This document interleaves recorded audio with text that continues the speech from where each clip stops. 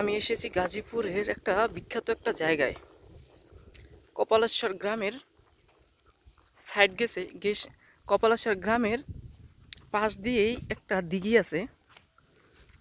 প্রাচীন ঐতিহ্যগত এই দিঘিটাকে বলা হয় যে একটা সময় জিনেরা নাকি এই দিঘিটা কেটে গেছিল।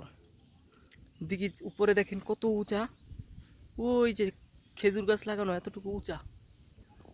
আর আমি এই নিচে আছি, দিঘির এখানে আছি।